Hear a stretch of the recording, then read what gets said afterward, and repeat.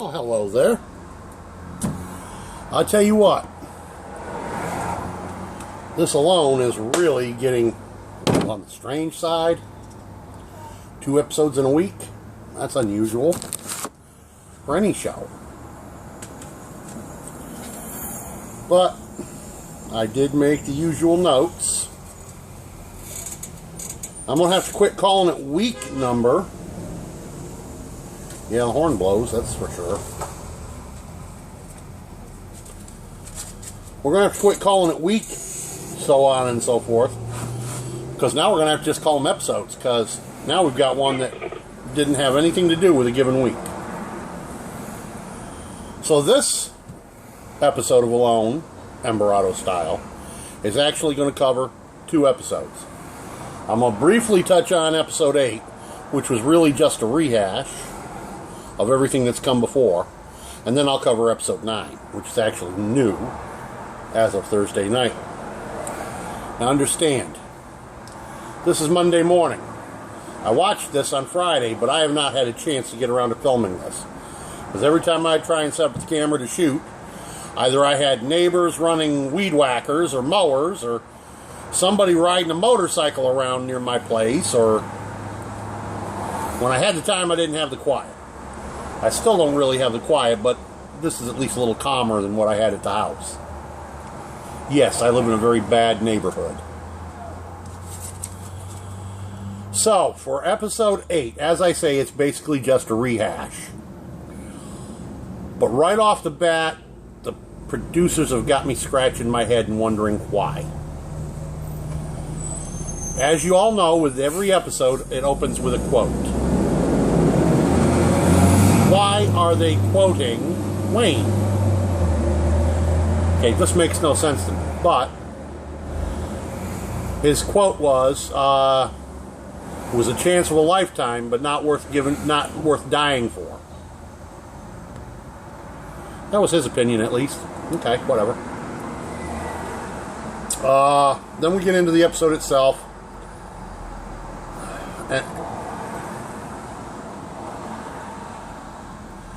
First thing they do, they start off with the rescue team going in after Wayne is the first thing I made note of. And I find myself scratching my head because they didn't show this in the original episode. One of the rescuers is clambering over a fallen tree halfway up the side of a ravine, because it was the only place it was low enough he could get over the top of it, instead of going under it, lower down on the ravine. And in the process of going over it, he throws his shoulder out of joint. Amateur.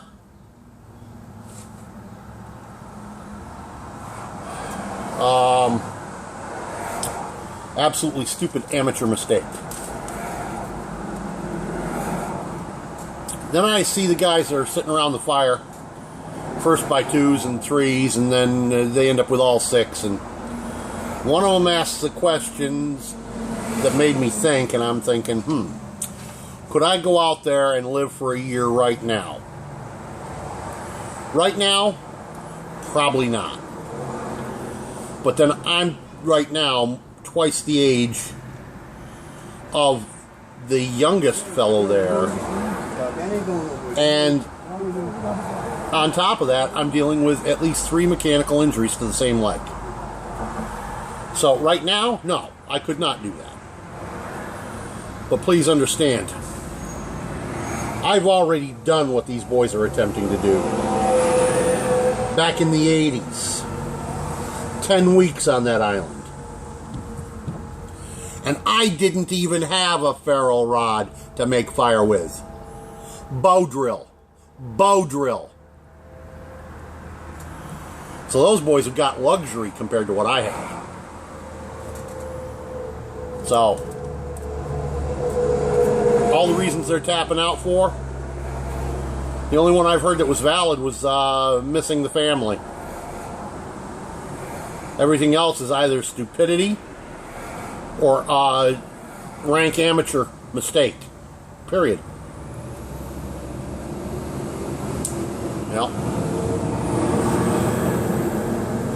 Now, that said, Could I go out there and stay for a year? Probably not. Could I go out there right now and outdo the 6 that have already tapped out? Without a doubt.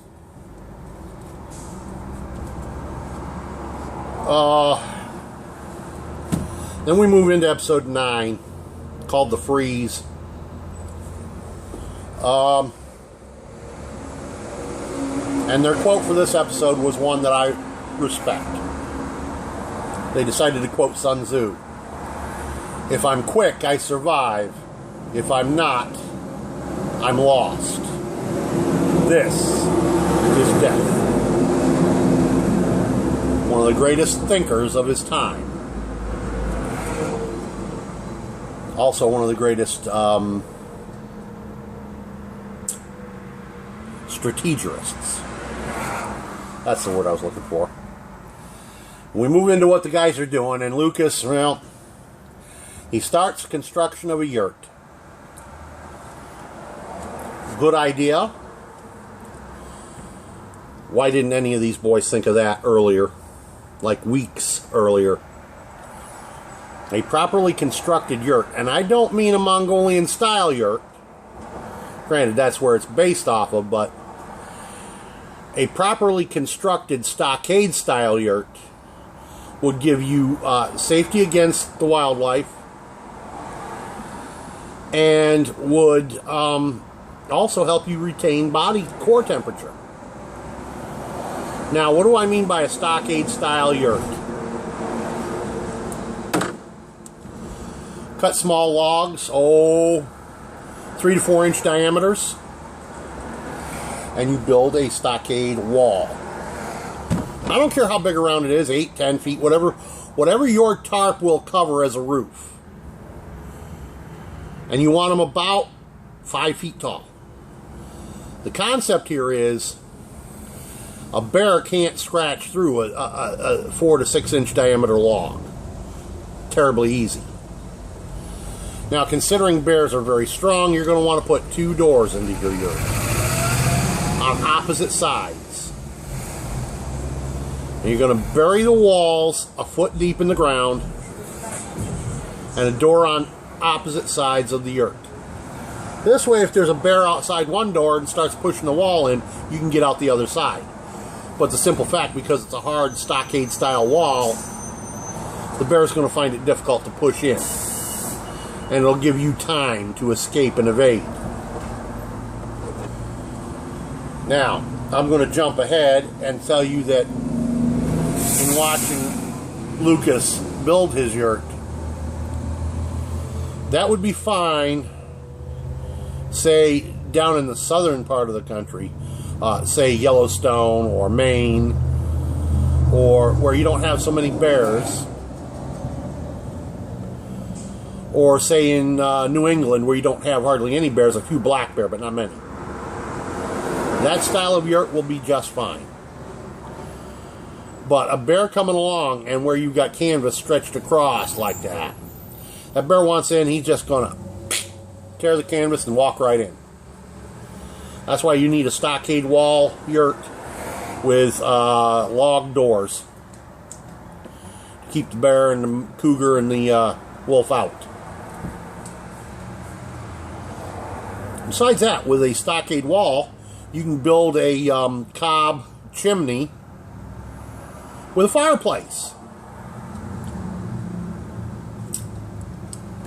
That's what I erected for my shelter when I was up there on Vancouver Island. I only spent about 3 days under a tarp, just as my sole shelter, just to keep the water off me while I was sleeping.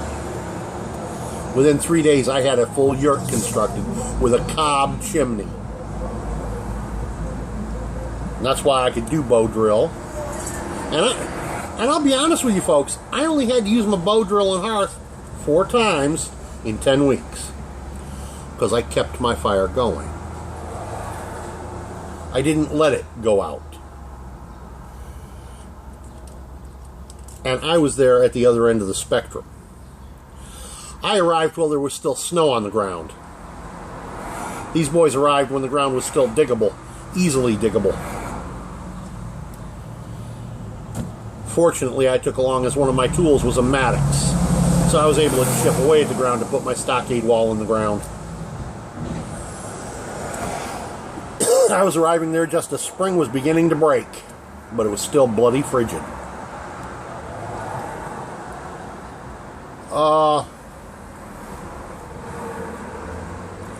So then they move on to Sam, and he's outside and he's observing it's the first snow.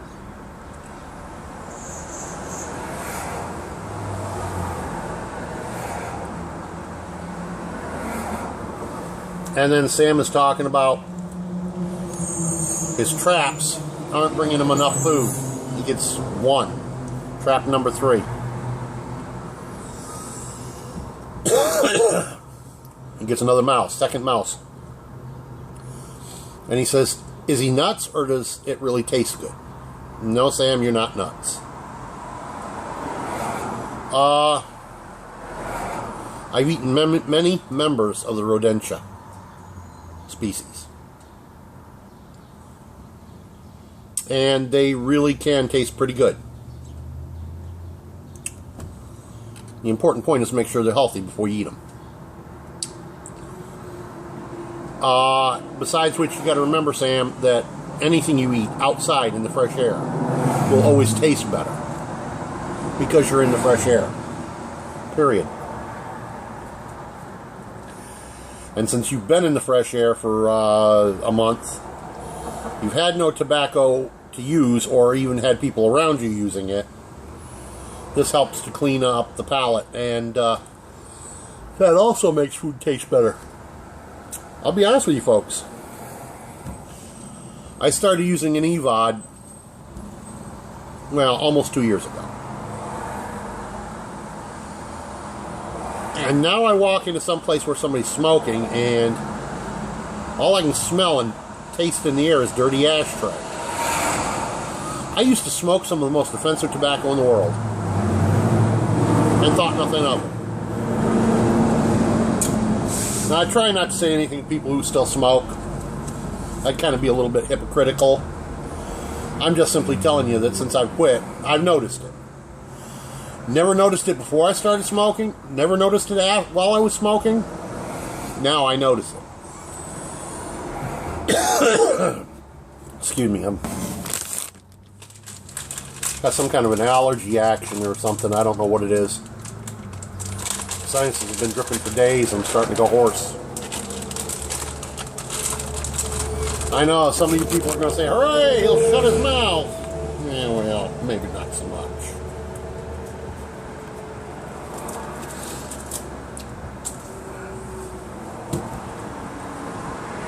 Okay, then we go back to Lucas, and he was complaining how he's sleeping without a roof. Well, who pulled down their shelter before the walls of the yurt were ready? Then Alan, he's complaining way cold, way achy. Back to Lucas, day 2 of the yurt build. And I've already mentioned how I would have used a full log stockade wall. And have.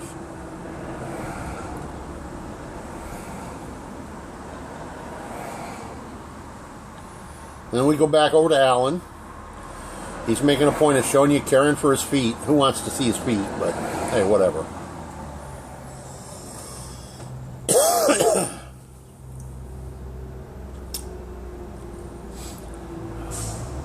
And then Mitch is complaining about his current campsite.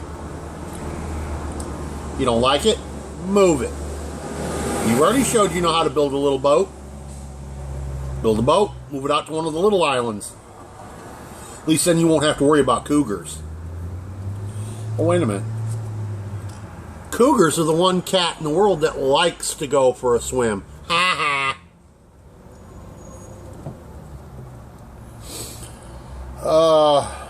Then Alan showing you how his gloves are frozen solid. So my question is, who's the idiot that left them outside wet to freeze? Wasn't I. Mitch, once again, talking about being cold. Sam and Alan, ditto. Well, guess what, boys?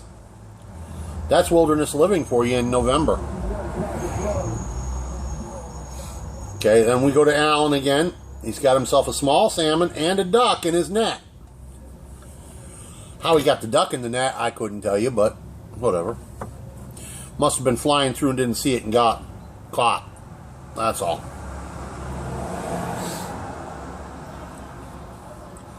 Then Mitch, he'd been complaining how he'd lost his net, so he decides to put out some trot lines. It's about time. And yes, that's what a real trot line should look like. What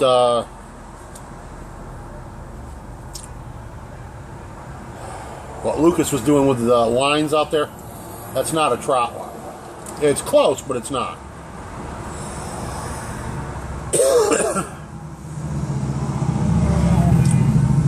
And he's using blue mussels for bait. Good move. Piece of advice, Mitch. Now go set 3 more trot lines. Maybe you'll have a reliable food source then. And you want them about a quarter mile apart. Maybe half mile. And we go back to Lucas. And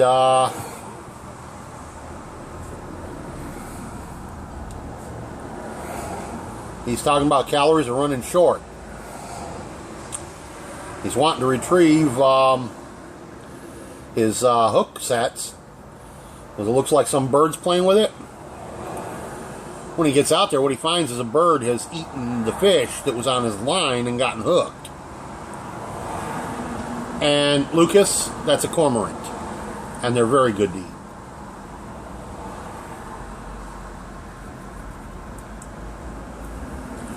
And he says no one ever taught him to butcher meat. Really? Looked like you did a right fine job of butchering that bird. You didn't clean it, you butchered it. You threw away the wings. Well, okay. Those have made good bait. You chopped off all the neck. You should have chopped it off right below the head. Neck is good pickings for nibbling on. Or bait. And then all the entrails, the innards, make good bait. Not just bait for fishing with, but bait for trapping. And why have I not seen anybody but Sam setting traps for terrestrial? And he's only using it for mice. There are roe deer, small deer. There are bear, cougar. Why has nobody made up a spring spear trap?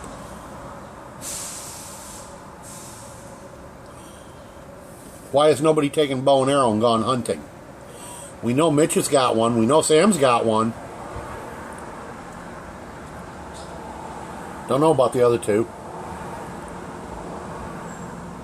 And Sam talks about how he thinks he's losing it. Now I've made a notation here. I do believe Sam will be the next to tap.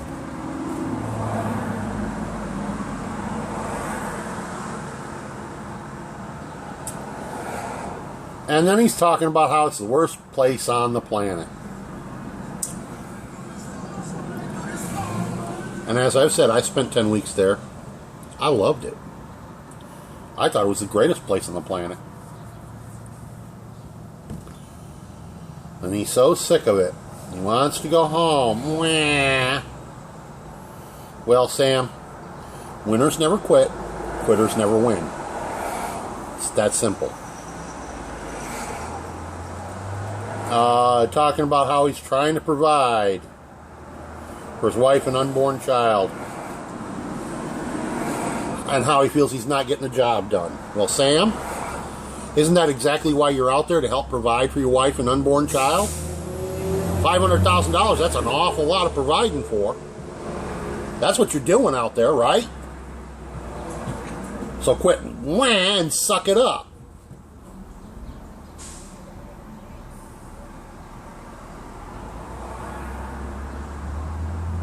Okay,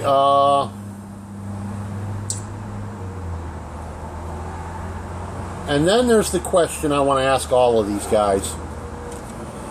When food was abundant before the freeze, why weren't you catching salmon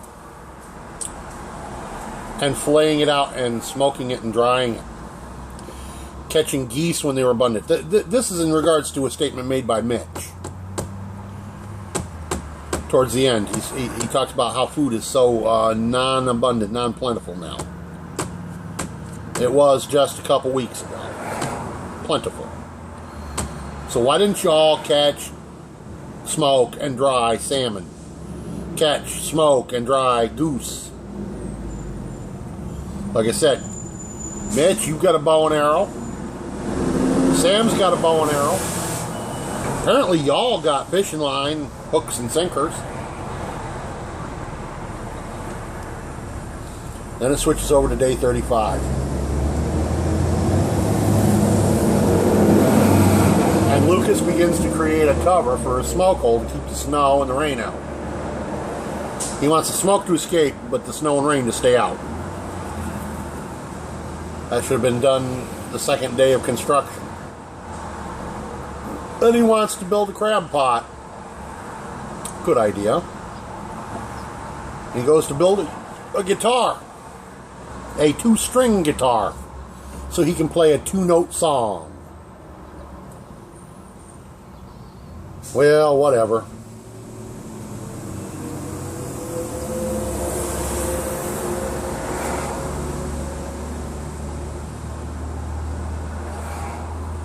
What I will say about his singing is he's the next Tiny Tim.